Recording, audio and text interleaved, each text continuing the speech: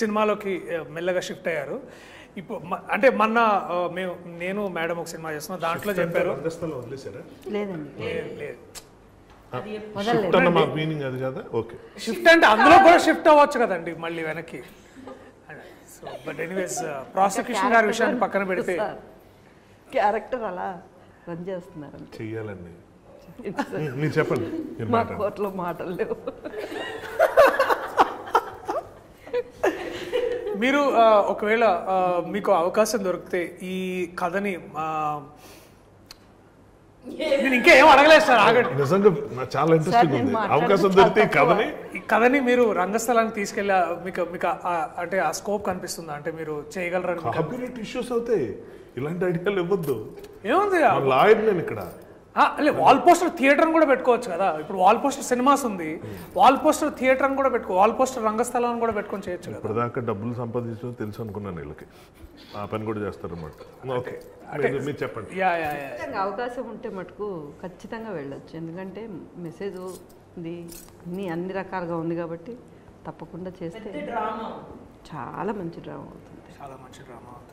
And మీ పాత్ర కాకుండా ఇంకే అలాగే రోహిణి గారి పాత్ర కాకుండా, సర్లేండి ఇప్పుడు అడిగినా బాగోలేదు, మీ పాత్ర కాకుండా ఇంకే ఫేవరెట్ క్యారెక్టర్ ఈ సినిమాలో? ఆయన గురించి అడుగుతున్నారని ఎక్స్పెక్ట్ చేస్తాను. చెప్పకపోతే చాలా. మీ పాత్ర నా పాత్ర కాకుండా మీకు నచ్చిన మరో పాత్ర ఈ సినిమాలో? మరో పాత్ర అంటే ఈ సినిమా మా అబ్బాయి చాలా నచ్చాడు.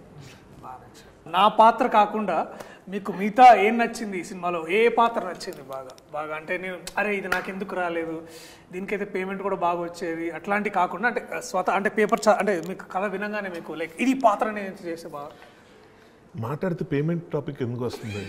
అంటే ఇందాక మీరు ఫోన్లో పడ్డాయా లేదా అని నేను ఇందాక అది ఈ సినిమాకి సంబంధించిన. సారీ క్షమించండి. అంటే ఓత్ కూడా పేమెంట్స్ గురించి ఎందుకు వచ్చింది అంటే ప్రాసిక్యూషన్ వారికి అంటే డిస్క్లైమర్తో సహా క్లియర్గా చెప్పాలి. ఇప్పుడు అడగండి మళ్ళీ నన్ను. ఈ సినిమాలో నా పాత్ర కాకుండా, మీ పాత్ర కాకుండా మిగతా పాత్రలో మీకు బాగా నచ్చిన పాత్ర ఏది? అన్ని పాత్రలు నచ్చాయి అంటే నాకు నిజంగా, ఎందుకంటే డెఫినెట్గా ప్రతిదానికి ఒక వాల్యూ ఉంది, ప్రతిదానికి ఒక ఇంపార్టెన్స్ ఉంది. ఇది చాలా రేర్ అనమాట ఇలా జరగడం అన్నది. సో మంచి రైటింగ్ ఉంటే ఇలా ఉంటుంది అన్న ఫీలింగ్ కలిగించిన అతి కొద్ది ఫిల్మ్స్లో ఇది ఒకటి నాకు పర్సనల్గా అనిపించేది. ఊరికే ఉన్నారు పక్కన ఒక ఆర్టిస్ట్ని తీసుకొచ్చాం ఏదో నిలబెడదాం అన్నట్టు కాకుండా, ఇందాక మ్యామ్ చెప్పారు చాలా లిమిటెడ్గా ఉంటాయి అందులో విమెన్ క్యారెక్టర్స్, చాలా రెస్ట్రిక్టెడ్గా తల్లో చెల్లో ఇలాగేదో ఉంటుందని చెప్పన్నారు. బట్ అలాంటివి కూడా చాలా బాగా డిజైన్ చేసి ఇందులో పెట్టడం అన్నది జరిగింది. అండ్ పర్సనల్లీ నేను చేసిన తర్వాత కాదు, కథ విన్నప్పుడే జగదీష్ దగ్గర నుంచి నేను విన్నప్పుడు నేను ఫస్ట్ టైం డైరెక్టర్ ఇలాంటి కథ కూడా రాసుకుని వస్తాడా అన్నంత ఆశ్చర్యం కలిగింది. అండ్ మీరు స్వతహాగా ఒక రచయిత, మీరు దర్శకులు, అండ్ నాకు బాగా తెలుసు అన్న మీరు చేసే మధ్యలో యూ బెటర్ ఐడియాస్ అంటే ఇంప్రూవైజేషన్, ఎస్పెషలీ మెటీరియల్ని ఎలివేటెడ్ పొజిషన్స్ తీసుకెళ్లాలంటే ఇంప్రూవైజేషన్ చాలా హెల్ప్ చేస్తారు. అండ్ మీరు చాలా బాగా కొన్ని సందర్భాల్లో చాలా ఇంప్రూవైజ్ చేశారు.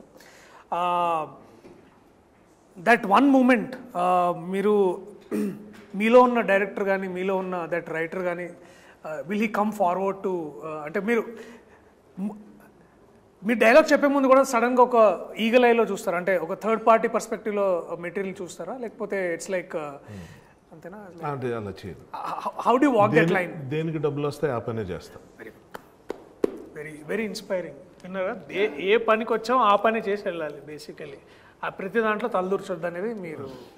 కానీ నేను దూర్చానని మీరు ఫీల్ అయ్యారు షూటింగ్లో? లేదంటే మీలో ఆల్రెడీ ఒక డైరెక్టర్ రైటర్ కూడా ఉన్నారు కదా, అతను ఏమైనా మధ్యలోకి వచ్చాడా? వచ్చినట్టు అనిపించిందా? నేను అడుగుతున్నాను మిమ్మల్ని. చూసారు 2 రోజులు షూటింగ్, ఏంటి ఎక్కువ అనవసరం డైలాగ్ మారుస్తున్నాడు అలా అనిపించిందా? లేదు, అనిపించలేదు. బట్ ఎక్కడైనా ఆ ఇన్ఫ్లుయెన్సెస్తో కూడా మీరు వర్క్ చేస్తుంటారా? అంటే అనిపించకపోతే క్వశ్చన్ ఎందుకు వస్తుంది అని నా డౌట్. అంటే ఇప్పుడు మీరు యూ వేర్ మెనీ హ్యాట్స్ అని అంటారు కదా, సో అట్లా మీరు నాట్ ఎట్ ఎ టైం. అది not at a time. Okay okay sir, very good. Most importantly I think దేనికి పనికి ఆహార పథకం లాగా దేనికి అంతే. Definitely very good. ఈ సినిమా చాలా సెటిల్మెంట్ ఇక్కడ జరుగుతున్నట్టుంది, అక్కడ స్టార్ట్ అయిన యా విషయం యా యా చాలా చాలా ఇద్దరికి మధ్యనే కదా, ఏంటో ఏదో ఏదో అయింది. సెటిల్మెంట్ జరుగుతుంది. అవునా అట్లా అనిపిస్తుందా? ఏమో ఆవిడ అంటున్నారు. లేదు లేదు, నేను ఓత్కి కట్టుబడే ఉన్నానండి. నేను వేరే ఏమి అంటే open heart with everybody basically.